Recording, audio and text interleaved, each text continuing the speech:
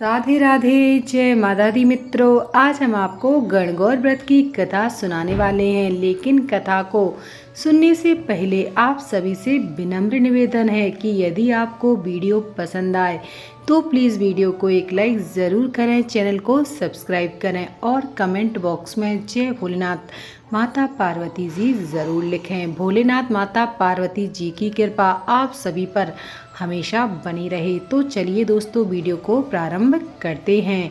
एक बार भगवान शंकर तथा पार्वती जी नारद जी के साथ भ्रमण पर निकले। चलते चलते वे चैत्र शुक्ल तृतीया के दिन एक गांव में पहुंच गए। उनके आगमन का समाचार सुनकर गांव की श्रेष्ठ कुलीन स्त्रियां उनके स्वागत के लिए स्वादिष्ट भोजन बनाने लगीं। भोजन बनाते बनाते उन्हें काफ़ी विलम्ब हो गया, किंतु साधारण कुल की स्त्रियां श्रेष्ठ कुल की स्त्रियों से पहले ही थालियों में हल्दी तथा अक्षत लेकर पूजन करने आ गईं। पार्वती जी ने उनके पूजा भाव को स्वीकार करके सारा सुहाग रस उन पर छिड़क दिया। वे अटल सुहाग प्राप्ति का वरदान पाकर लौट गईं। तत्पश्चात उच्च कुल की स्त्रियां अनेक प्रकार के पकवान लेकर गौरी जी और शंकर जी की पूजा करने आईं। सोने चांदी से निर्मित उनकी थालियों में विभिन्न प्रकार के पदार्थ थे। उन स्त्रियों को देखकर भगवान शंकर ने पार्वती जी से कहा कि तुमने सारा सुहाग रस तो साधारण कुल की स्त्रियों को दे दिया है, अब अनेक क्या दोगी? पार्वती जी ने उत्तर दिया, प्राणनाथ आप इसकी चिंता मत कीजिए। उन स्त्रियों को मैंने केवल ऊपरी पदार्थों से बना रस दिया है और अब मैं उच्च कुल की स्त्रियों को अपनी उंगली चीरकर अपने रक्त का सुहाग रस दूंगी।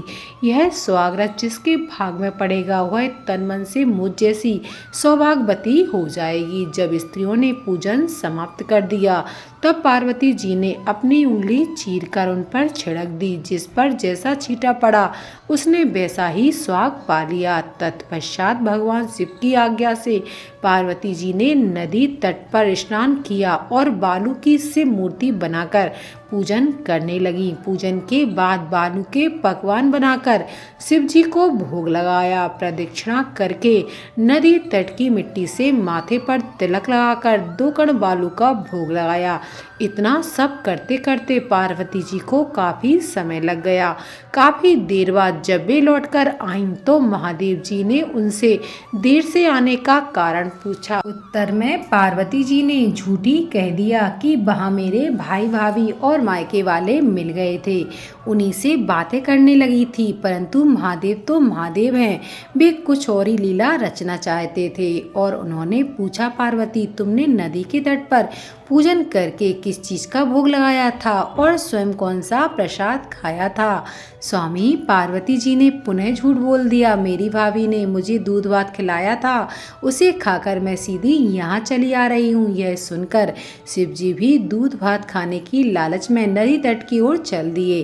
पार्वती दुविधा में पड़ गईं। तब उन्होंने मौन भाव से भगवान भोले शंकर का ही ध्यान किया और प्रार्थना की, हे भगवान, यदि मैं आपकी अनन्य दासी हूँ तो आप इस समय मेरी लाज रखिए। यह प्रार्थना करती हुई पार्वती जी भगवान शिव के पीछे पीछे चलती रहीं। उन्हें दूर नदी के तट पर माया का महल दिखाई दिया। उस महल के भीतर पहुंचकर वे देखती हैं कि वहां शिव जी के साले तथा साले की पत्नी आदि सपरिवार उपस्थित हैं। उन्होंने गौरी जी और शंकर जी का भक्ति भाव से स्वागत किया। वे 2 दिनों तक वहां रहे। तीसरे दिन पार्वती जी ने शिव जी से चलने के लिए कहा, पर शिव जी तैयार ना हुए। वे अभी और रुकना चाहते थे। तब पार्वती जी रूठकर अकेले ही चल दी। ऐसी हालत में भगवान शिव जी को पार्वती के साथ चलना पड़ा।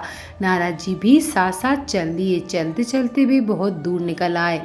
उस समय भगवान सूर्य अपने धाम को पधार रहे थे। अचानक भगवान शंकर पार्वती जी से बोले, मैं तुम्हारे मायके में अपनी माला भूल आया हूँ। तो पार्वती जी बोली कि मैं लेकर आती हूँ, परंतु भगवान ने उन्हें जाने की आज्ञा नहीं दी और इस कार्य के लिए ब्रह्मापुत्र नारद जी को भेज भेज दिया, परंतु वहां पहुंचने पर नारद जी को कोई महल नजर नहीं आया। वहां तो दूर दूर तक जंगल ही जंगल था, जिसमें हिंसक पशु विचर रहे थे। नारद जी वहां भटकने लगे और सोचने लगे कि कहीं वे किसी गलत स्थान पर तो नहीं आ गए हैं। मगर सहसा ही बिजली चमकी और नारद जी को शिव जी की माला एक पेड़ पर टंगी हुई दिखाई दी। नारद जी ने माला उतार ली और शिव जी के पास पहुंचकर वहां का हाल बताया। शिव जी ने हंसकर कहा, नारद, यह सब पार्वती की ही लीला है। इस पर पार्वती जी बोली, मैं किस योग्य हूँ? तब नारद जी ने सिर झुकाकर कहा, माता, आप पतिव्रताओं में श्रेष्ठ हो, आप सौभाग्यवती समाज में आदि शक्ति हो। यह सब आपके पतिव्रत का ही प्रभाव है। संसार की स्त्रियां आपके नाम स्मरण मात्र से ही अटल सौभाग्य प्राप्त कर सकती हैं और समस्त सिद्धियों को बना और मिटा सकती हैं। तब आपके लिए यह कर्म कौन सी बड़ी बात है?